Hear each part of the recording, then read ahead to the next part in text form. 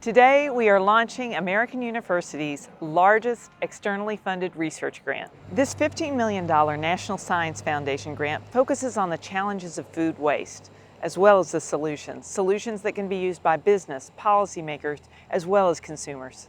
In the United States, 40% of all food is never eaten, creating enormous waste, lost resources, and food insecurity. I'm proud to be leading this research, known as Multi-Scale Recipes for Sustainable Food Systems, in collaboration with 13 other universities and NGOs.